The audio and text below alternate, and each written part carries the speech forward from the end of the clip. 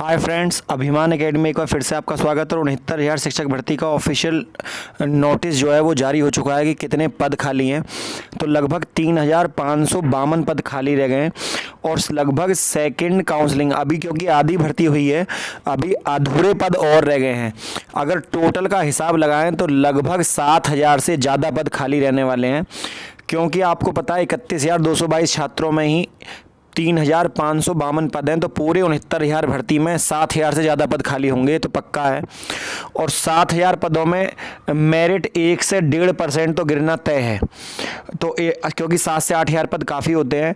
उधर सरकार ने यदि 68,500 की बची हुई सीटों को जोड़ा तो जो आपका 22,000 सीटें हैं, और अगर 5,000 सीटें बैकलॉग की भी जुड़ जाती हैं तो ये काफ़ी बड़ी भर्ती हो जाएगी। और सरकार जो अपनी भर्ती कराने को लेकर है वो पूरी तरह से आश्वस्त है। 60-65 पर सरकार भर्ती करेगी। अब फिलहाल क्योंकि कॉज लिस्ट जारी हो चुकी है, आपको सभी को पता है, 7 तारीख, 8 तारीख, 9 तारीख की भी कॉज लिस्ट जारी हो चुकी है और किसी भी कॉज लिस्ट में अपना केस नहीं है। तो 69,000 शिक्षक भर्ती का जो ऑर्डर है वो अब आपका दिवाली की छुट्टी के बाद ही आने वाला है। उससे पहले भर्ती के बारे में सोचना बेईमानी होगी अपने आप में, और वो अपने आप में सही नहीं होगा।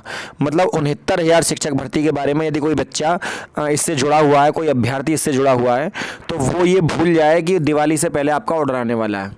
क्योंकि दिवाली से पहले कॉज लिस्ट जारी होती है, कॉज लिस्ट जारी हो चुकी है। आगे आने वाले 4-5 दिनों में कोई भी ऑर्डर नहीं आने वाला। आगे फिर दिवाली की छुट्टी पड़ने वाली है, तो ये कहा जा सकता है कि फ़िलहाल तो दिवाली के बाद की आप उम्मीद लगाइए। दिवाली से पहले ही कोई चमत्कार हो जाए तो बड़ी बात है, वरना तो कोई भी आदेश ऑर्डर आने का बिल्कुल संभावना नहीं है। तो बाकी छात्रों को उधर एडेड जूनियर स्कूलों में शिक्षकों के पद आने वाले हैं जल्दी ही, जिसमें क्लर्क के भी पद होंगे और शिक्षकों के भी पद होंगे। उधर प्रधानाचार्य के भी पद आने वाले हैं। तो सीधी सी बात है कि जो एडेड जूनियर है उसमें 5,000 पद खाली हैं, लेकिन जो पूरी भर्ती थी ओवरऑल, यदि एडेड जूनियर छोड़ दें या सिंपल जूनियर भर्ती देखें तो लगभग 42,000 पद खाली हैं। अब सरकार उन पदों को कब भरेगी ये सरकार के ऊपर है, लेकिन सरकार ने फिलहाल टीईटी पीईटी की बड़ी भर्ती निकाली हुई है।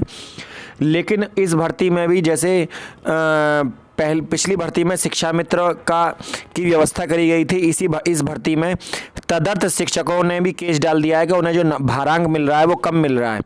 तो इस आधार पे कि उन्हें जो भारांक मिल रहा है वो कम मिल रहा है, इस आधार पर उन्होंने इस भर्ती में भी केस डाल दिया। अब पता नहीं कि टीईटी पीटी का पेपर कब होगा, और हो भी जाएगा तो सरकार इस भर्ती को केसों से कैसे बचाएगी या क्या व्यवस्था होगी सरकार के ऊपर है। लेकिन ये बात तो तय है कि इतने पद जो खाली रह गए हैं पहली लिस्ट में, सबसे बड़ा शुक्रिया अदा उन अभ्यर्थियों का है जो किसी दरोगा भर्ती में चयन हो गए, या दिल्ली डीएसएसबी का रिजल्ट आया था उसमें चयनित हो गए, या एलटी ग्रेड का रिजल्ट आया था, उन्होंने यहाँ पर नियुक्ति के लिए काउंसलिंग के लिए आवेदन नहीं किया था। उन लोगों ने उन अभ्यर्थियों ने काउंसलिंग में भाग नहीं लिया, जिसकी वजह से सीटें खाली रह गईं।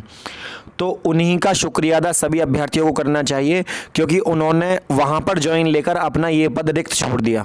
वरना कई बार ऐसा होता है कि अभ्यर्थी ज्वाइन नहीं करते, वरना काउंसलिंग करा लेते हैं।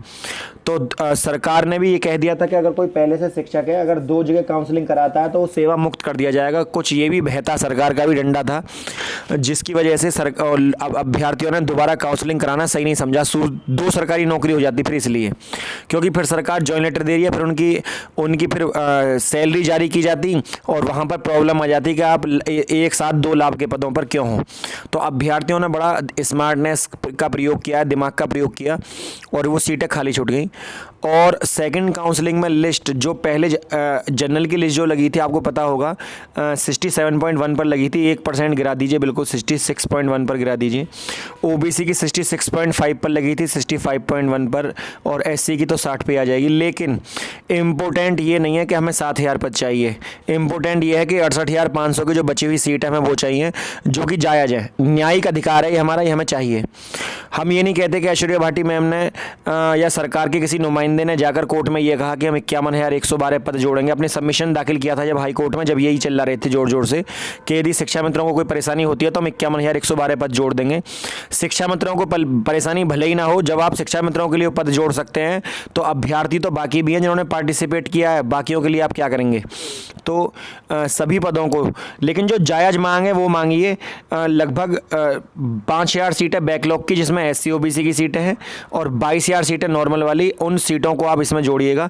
और इस भर्ती में भी सरकार 1,033 सीटें ST की बचा के ले जा रही है, उनको SC में जोड़िए ताकि SC की लिस्ट और नीचे लग सके। फ्रेंड, आवाज़ को एक मुहिम बनाने के लिए वीडियो को ज़्यादा से ज़्यादा शेयर करिए, चैनल को ज़्यादा से ज़्यादा सब्सक्राइब करिएगा, क्योंकि कम गुणांक वालों के लिए मेरा चैनल हमेशा ही आवाज़ उठाता है। कोई प्रॉब्लम हो तो आप कमेंट कर सकते हैं, कमेंट के माध्यम से आपको उस बात का उत्तर दे दिया जाएगा। वीडियो यदि पसंद आई हो तो वीडियो को लाइक, शेयर और चैनल को सब्सक्राइब करना ना भूलें। आज के लिए इतना ही। जय हिंद, जय भारत।